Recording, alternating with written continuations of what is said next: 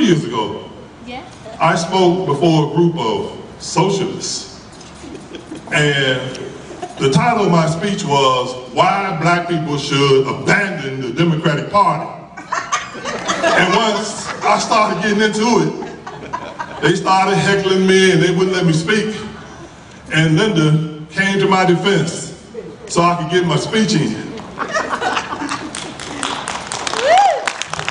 We're here today in the heart of the black community, and there's not very many black people here, which is a shame. The people who need it the most is not here.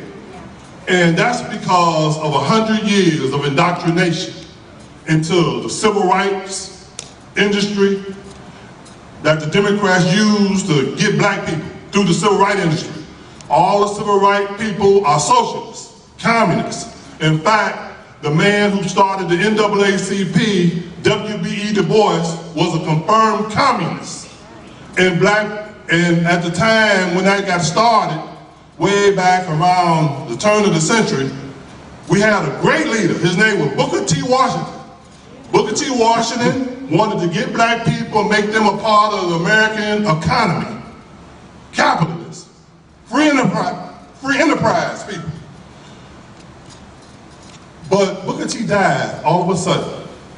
And the NAACP was started to oppose Booker T. Now Booker T was getting that thing going strong. And they started the NAACP. So black people could have some civil rights while other people got their silver. And that's what's happening to this very day. I used to work for a man in Chicago by the name of S.B. Fuller. S.B. Fuller started his business in 1935 with $25, built a multi-million-dollar business. He said when he got started that he promised God that if God would show him how to get rich, he would spend the rest of his life showing other men and women how to do the same thing. Mr. Fuller got rich. He trained John H. Johnson, the founder and president of Ebony and Jet magazine, one of the largest Negro publications in the country. He trained George Johnson, the president and founder of Ultra Sheen, the largest hair care product company in the country. He trained Dudley. He trained a lot of men and women, black men and women, who were on welfare. He took all of these people off of welfare and showed them how to become successful in the capitalistic system, which is America. And no black person nowhere that I go can tell me who S.B. Fuller is. Because, and we all know Jesse Jackson. If Jesse Jackson came through the door, I would recognize him. We know Al Sharpton. We know Martin Luther King, we know civil rights leaders, going and coming. But if our kids are indoctrinated into the civil rights thing, what would they learn? Complain? Demonstrate? Blame somebody? They won't learn self-responsibility and self-reliance, which is the thing you have to have in America to make it. Black people are not here because they all are Democrats. The Democrats is the part of murder. 75 out of every 100 black pregnancies end in abortion. It's genocide going on. And if any creature on this earth support their enemy and hurt their friend, they're gonna have a hard time making it. We're in danger.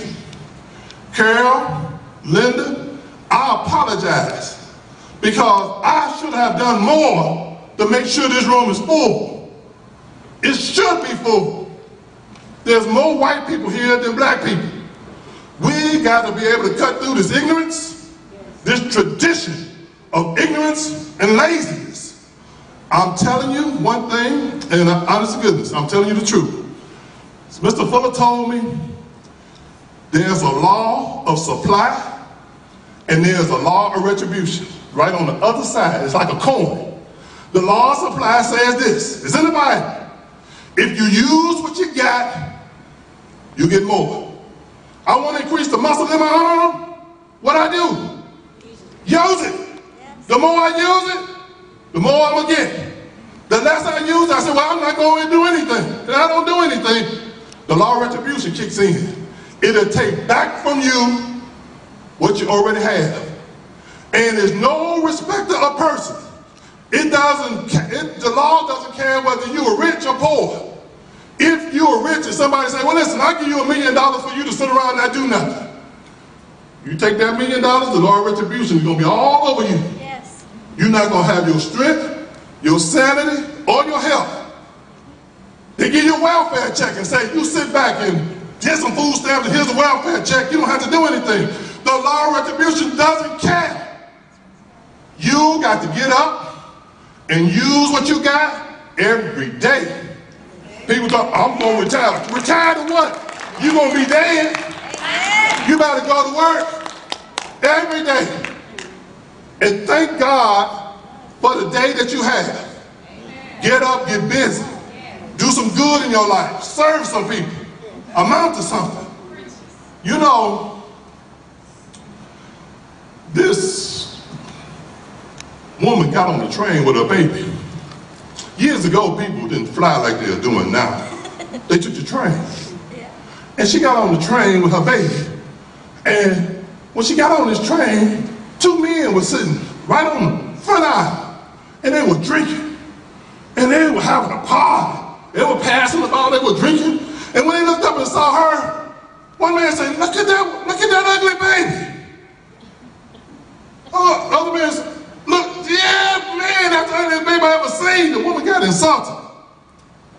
She pulled the ripcord, stopped the train. The conductor came down and said, what's the matter? What's going on here? She said, I've been insulted. These 2 men are sitting here drinking and they insulted me when I got on this train. And the conductor said, oh, this cannot happen on my watch. You men, get off from there, go in another compartment, and at the next stop, I'm gonna put you off this train. And she apologized profusely to this lady. Oh, lady, I'm so sorry that something like this would happen while I'm on watch. Here's what we're gonna do. I'm gonna give you 2 free tickets. When you finish this ride, you and somebody else can travel anywhere in the country where this train goes. And we're gonna pay for your hotel expenses anywhere in the country where this train goes. And not only that, but I'm gonna go up to the dining car and tell the chef to fix you any kind of meal that you would like to have on us, the company. And not only that, I'm gonna see if they got a banana for that monkey.